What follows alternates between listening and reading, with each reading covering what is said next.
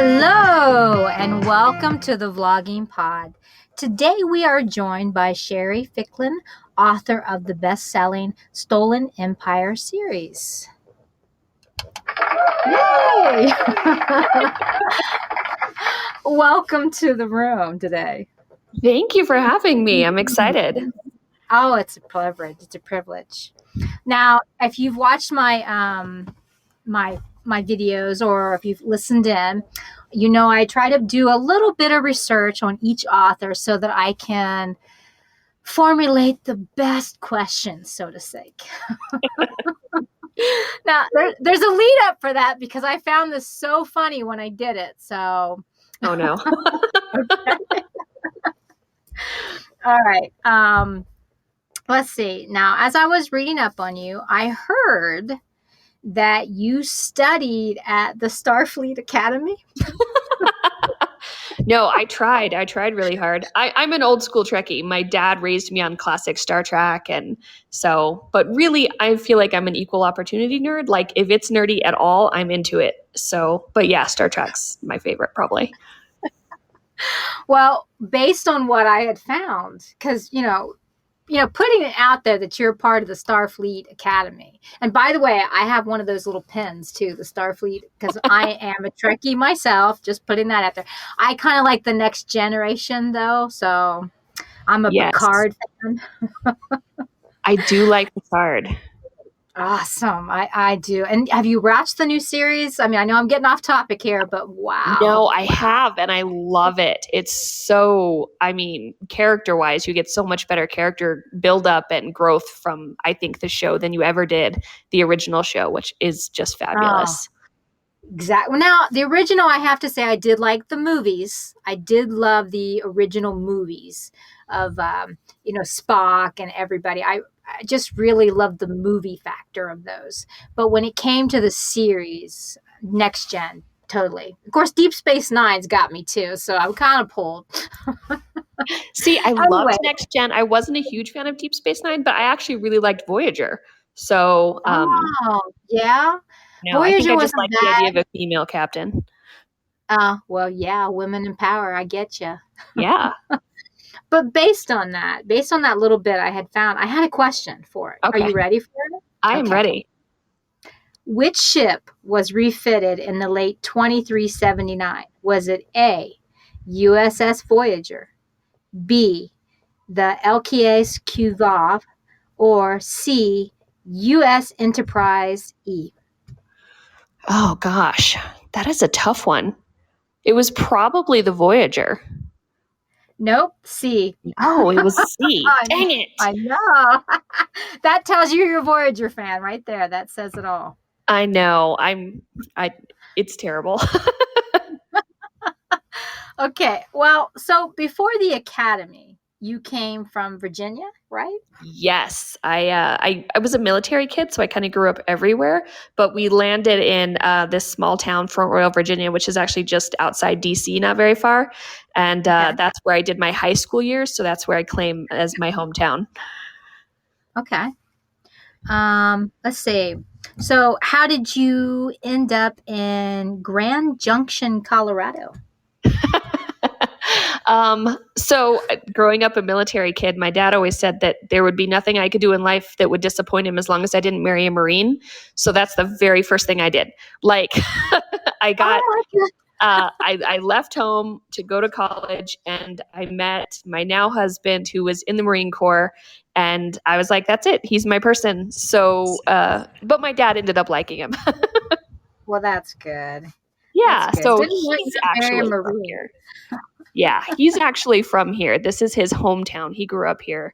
So, and I didn't really have a hometown like to compete against when he retired. So I was like, sure, we'll go to Grand Junction. Why not?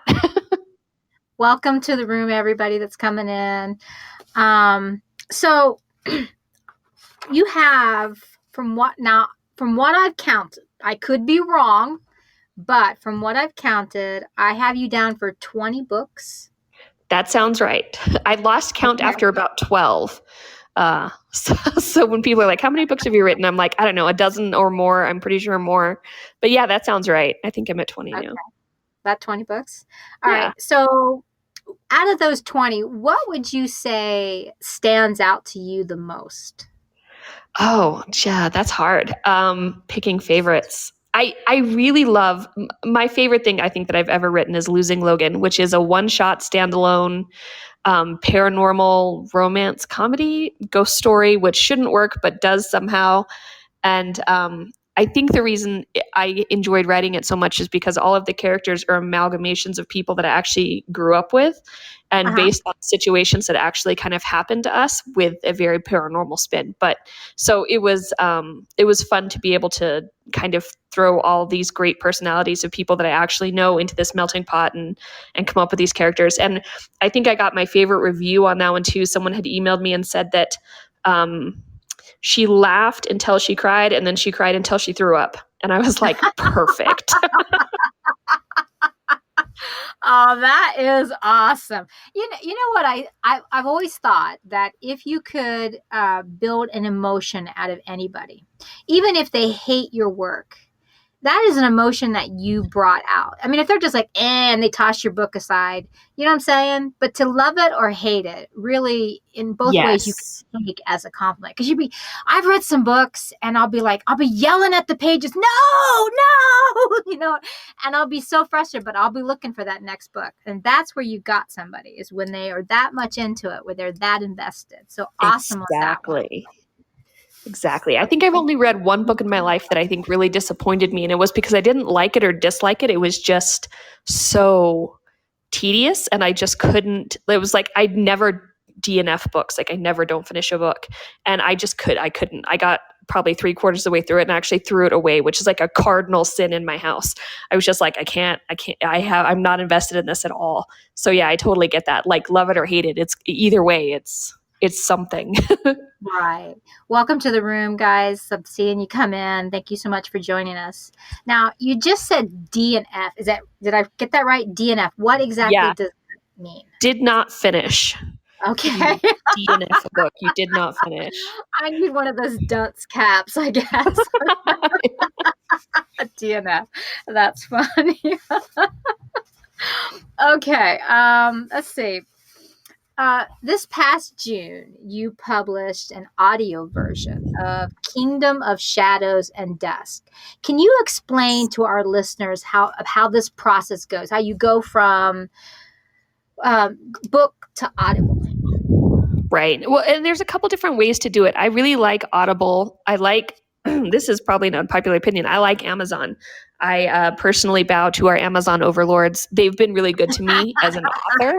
So I don't have any issue working with them. I know Audible had some issues a couple months ago, but it's a really good format, I think, for connecting narrators and authors directly, and it really cuts out the middleman. So when I had the book finished, even before it went into print, I started auditioning narrators for it. So I took kind of a clip of the book and started accepting auditions. And I ended up with a fantastic narrator who I had heard about because she had done some of Casey Bond's books. She had done When Wishes Bleed for Casey Bond, and I loved that one. So when she auditioned, I was like absolutely fangirling, and her audition was, I mean, so emotional. The way she reads and the way her speech patterns, I mean, it just draws you into the story, which I think is probably the most important thing that I look for on that. So once she had auditioned, I went in and I accepted her audition and I offered her a contract. And then we sort of set the dates, and it goes back and forth between us. You know, I have to send her the pronunciation guides and all of that Right. stuff. And it's funny because no matter how many rounds of edits a book goes through, like professional edits, I think we had 4 different editors on this book, and she still caught 2 errors. And I was like, Oh, shout out to the 2 little errors that made it through so many rounds of edits and so many eyes on the page. And but they will catch it because they have to read it, and they have to be, I mean, just really nitpicky with it because of the medium. So right. she caught them and we were able to fix it. And so that's been nice. But it was so surreal to hear somebody else reading my words. It was really intense. I love it. It's a great process. And then once she sends it back to me, so it goes chapter by chapter, all the files. So if there's an issue, I can be like, hey, it's in chapter whatever at this time point, and she can fix it. And then we send it off to Audible, and they kind of do their thing, and then it shows up for sale on Amazon, and they don't really tell us when it's going to happen, so it just is just a surprise.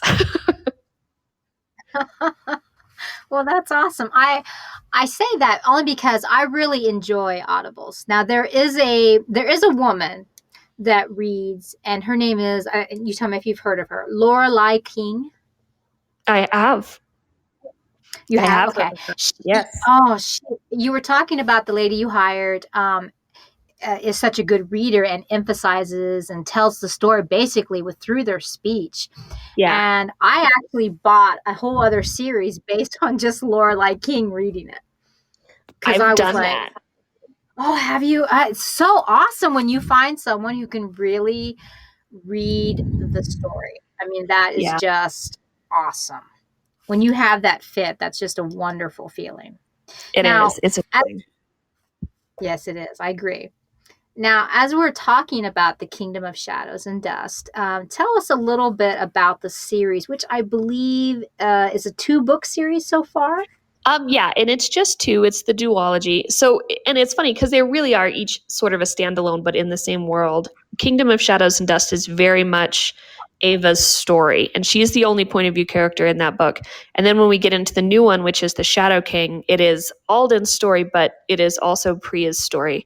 And so you get kind of dual perspective, which is a little bit trickier to write, I think, but it's so much more, you get so much more of the world, and you get so much more enrichment from having these two very, very different characters that are really opposite sides of the spectrum as far as what they're doing and what they want. So that is their book, will be the Shadow King. Okay, now just out of curiosity, because this will lead up to my next question, how old do you have your characters based at? How old? Mm-hmm. Um, I think that Ava was 16 or 17 when the book Okay. started. So she would have been 17 going on 18 by the end of it. And I tend to stay in that young adult range just because um, I think that it's really interesting to be able to write those sort of first emotions.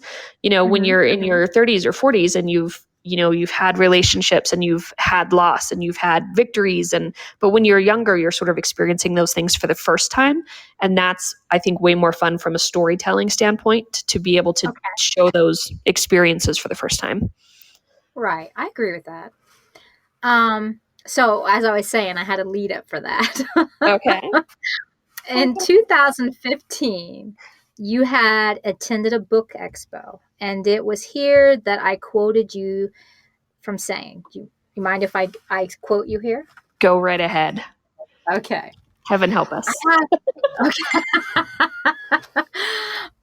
I have steampunk, science fiction, fantasy, time travel, historical. I just sort of run the gambit.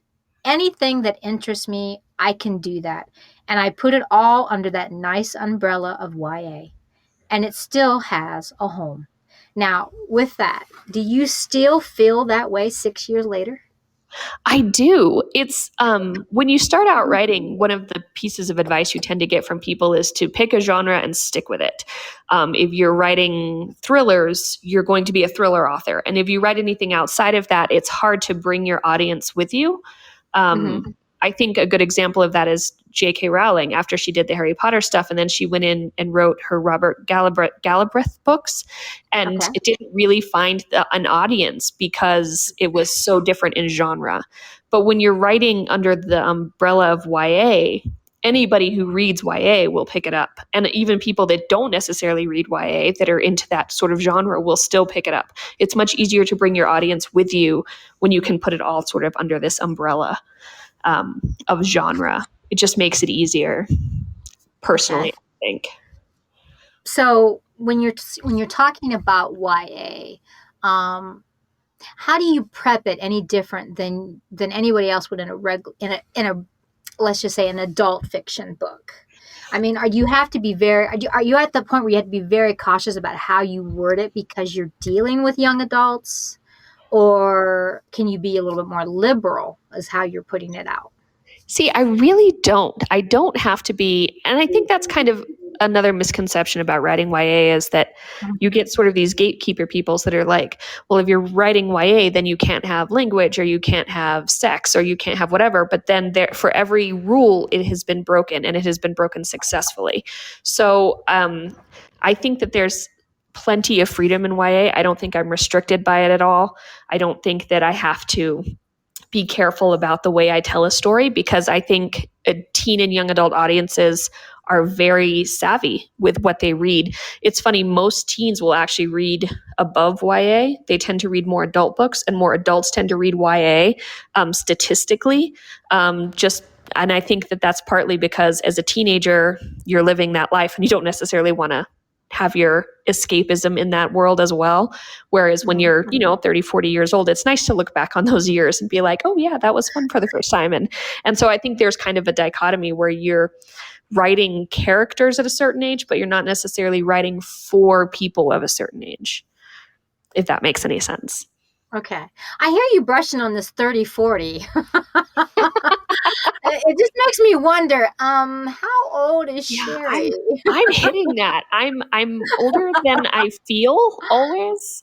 Okay. Yeah, it's but like I loved Twilight, and I loved it not because I thought it was great literature, but I loved it because it sort of took me back to a time when I was experiencing those things for the first time. And I think adult readers like to be able to look back on that. But I know it was hugely popular with teens too. So, I mean, Right. it was one of those lightning strikes where it just sort of hits everybody in the right moment on the right day. When you mentioned sex, okay, I won't get into the nitty-gritty because this is a clean show. This is an above board show. I'm just putting that out. I'm gonna emphasize that to the camera. Anyways, but when you talk about YA, and of course you referred to the Twilight, of course, my daughter, she had all the books. I'm probably quite a bit older than yourself, but I personally I couldn't get into when she was younger. I was more into when the last book, when she became an adult and she became, a vampire, for to say, because she was an adult.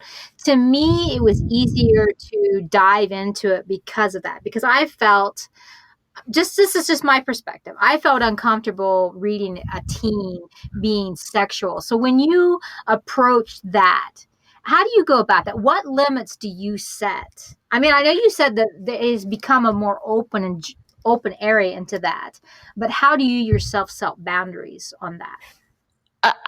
For me, I let the story set the boundaries. When you're talking about like in a historical context, when you have like the Queen of Someday books, even though she's much younger, she's 15, 16 going into those books.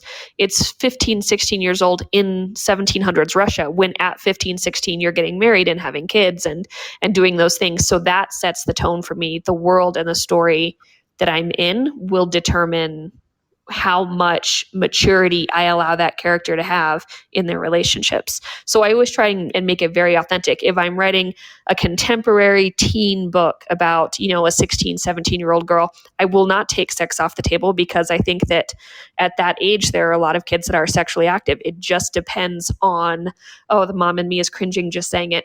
I think it just depends on the character and their sort of moral compass and what they're doing with their lives and how they would respond authentically in any setting. So I try never to restrict myself. I'm never going to be like, oh, I would never write 16-year-olds having sex, because I have, and I will, and I probably will again. But it really depends on the story. Like, it has to be right for the story. I'm not one of those people that will advocate adding it in for shock value, or, just to have it in there and try and sort of catch that audience. I would never do that. I think it's just a matter of just being authentic to the characters and the world that you're writing. Okay. I can understand that.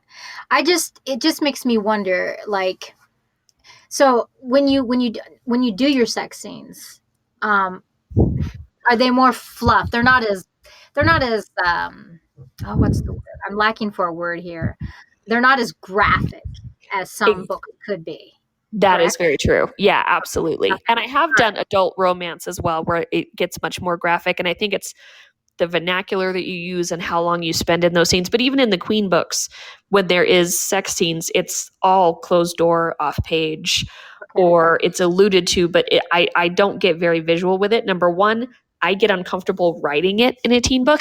So, Okay, now we're on the same page. Now, okay.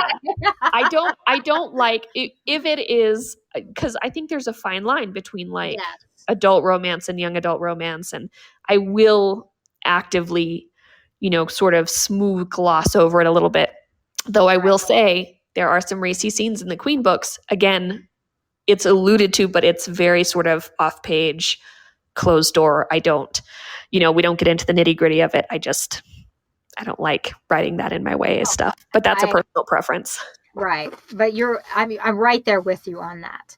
Now, we're about 12, 11 seconds left. What would you want your readers to take away from this interview about you as an author?